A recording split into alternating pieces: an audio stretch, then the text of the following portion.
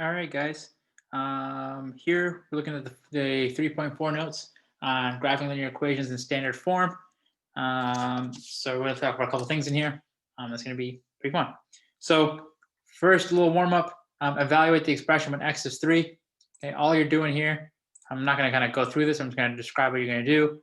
All you're going to do is take this value and plug it in for wherever you see x. Right. So you take this guy, plug it in there, plug it in there, right? Plug it in all the way over here. Okay, so wherever you see an x, plug in -3. Same thing on this one.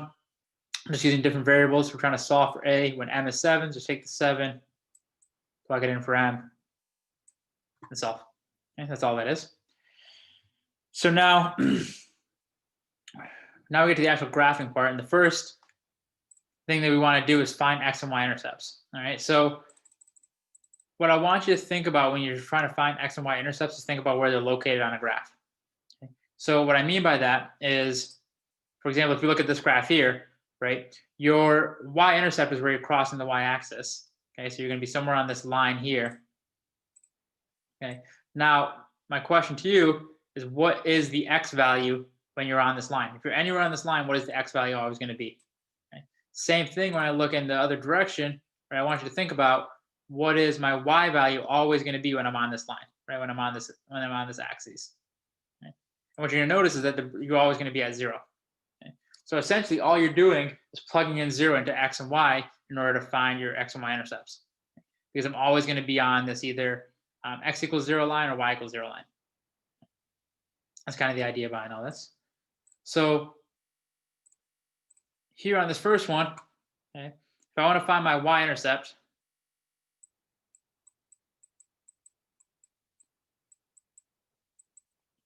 all right, I want to find my y-intercept, so where I'm crossing the y-axis, right? So I'm on this line here, so my x is going to be 0. So I'm going to plug in x equals 0.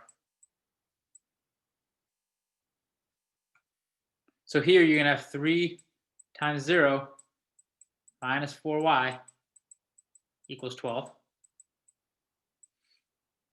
Well, 3 times 0 is just going to go away, so you're just left with negative 4y equals 12. And so y equals -3. And if I write that as a point, so y, if you write that as a point, your x value I plugged in was 0. So you have a 0 common. The corresponding y value is -3.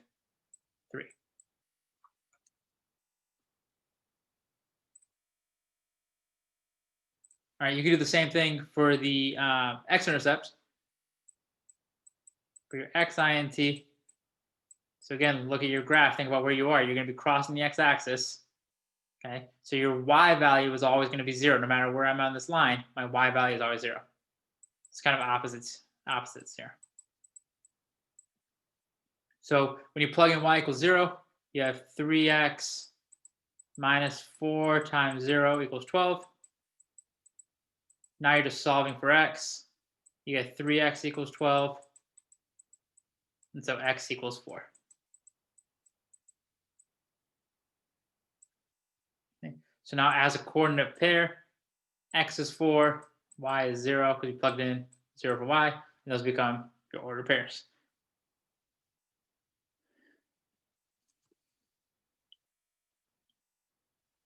Okay. You can do the same thing on the next one. I want you to try it out, and we can kind of go over that in class. Now, next one here says identify the x and y intercepts of the graph. Okay, so again, intercept, think about what that means, right? Where you're crossing these lines, right? Where you're crossing these axes. So I'm crossing the axis here. I'm crossing the axis here, these two dots. So now what points do those represent? Well, when I'm crossing the y-axis, so my x-axis, my x-intercept, so my x-int, when I'm crossing the x-axis, is at -2, 0, right? Negative. Here's -1. Here's -2.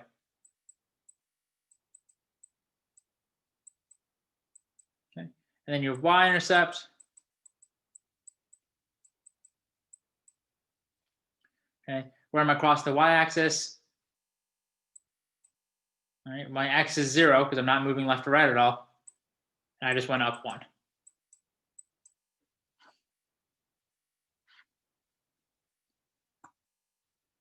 So now I've just kind of label those points, and you could label them directly on the graph too if you wanted to.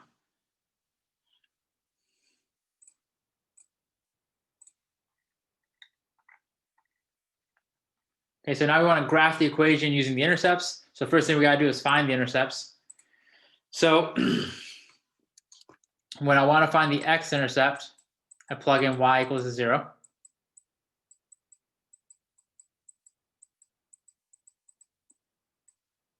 And so you have 4x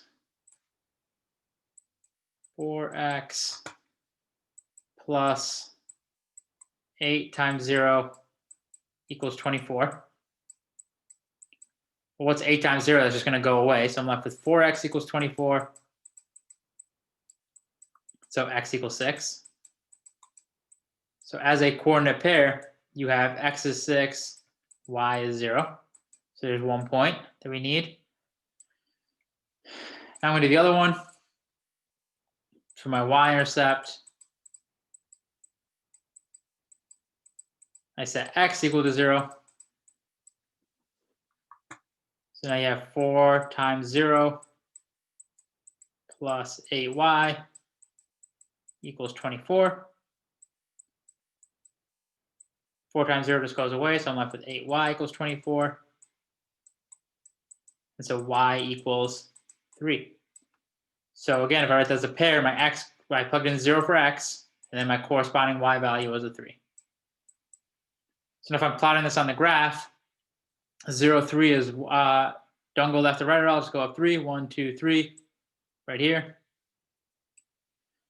6, 0, 1, 2, 3, 4, 5, 6 over here.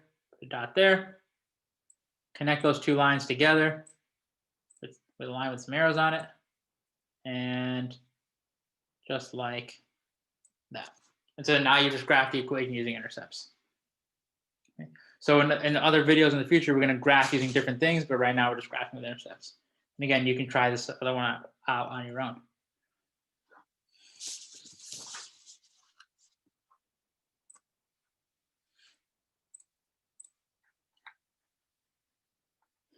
All right, so now when you have just a y equals something or an x equals a number, so you're going to have y equals a number or x equals a number. I have a little acronym that I use to remember these. So it's HOY, and then VUX. All right, HOYVUX. No, it's weird. Okay, what this stands for is when you have a horizontal line, so the H stands for. Slope is 0, and it's a y equals some number. Okay, that's what this represents. And so when you have a VUX situation, you have a vertical line. Slope is equal to undefined, and your x, and you're gonna have an x equals some number. So if you can remember this little acronym, right, you're gonna be able to use this to kind of grasp some of these lines. So for example, if I'm going to do, I'll do the top two here. Here on the first one, I have a y equals. Okay, so I'm going to use this top line over here. And so I'm going to have a horizontal line at -3, and the slope is going to be 0. So I'm going to have a horizontal line at -3. So 1, 2, 3.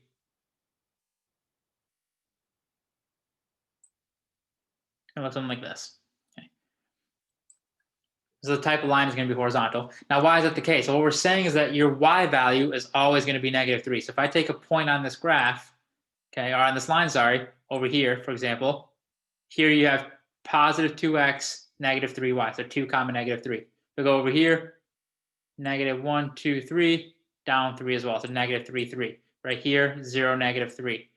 Doesn't matter where I go on this line, right? My y value is always going to be -3. So that's where this line comes from. Same thing on the next one.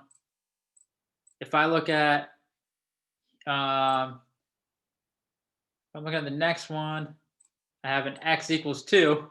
So I'm going to use this bottom one here, where I got an x equals some number. And so I'm going to have a vertical line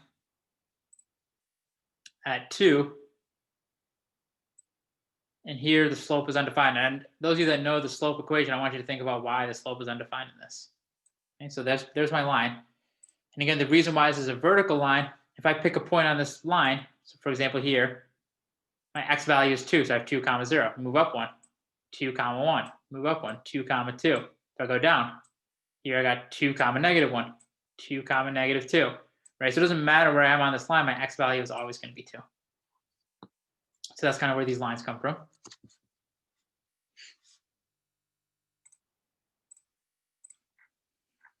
Okay. So I want you to practice the next two. And here we're selling small keychains and large keychains. And first thing I want you to notice is we have an equation, 3x plus 5 equals 60. Okay. And so again, 3x plus 5 equals 60, 5y equals 60. Okay. Now remember, you're going to plug in 0 for x and 0 for y. Okay. Now you probably noticed that the other variable just goes away. So when you plug in 0 for y, okay, you're just going to have 3x equals 60. It's going to go a little, kind of skip that step and plugging that in. And so I have x equals 20. So as a point, you have 20 comma 0. If I do the same thing with the other one, right, the x's will go away since I plug in 0 for x. So then I'm going left with 5y equals 60. And so y equals 12. And so then I have 0 comma 12.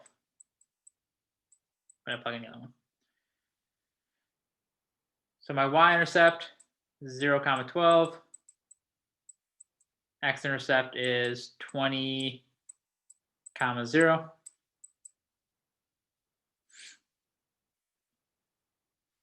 And so now we can graph that line.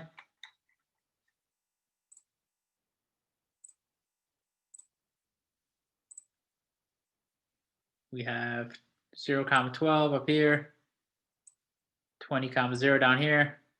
You can connect them.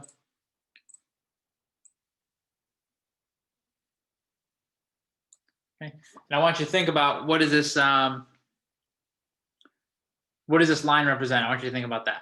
Right? That's something we can talk about in class, but I want you to think about what this line represents and what happens if you're on this line. So that's it for this video. That's the 3.4 notes on graphing linear equations in standard form. So as always, if you guys have any questions, let us know. But if not, have a great rest of your day.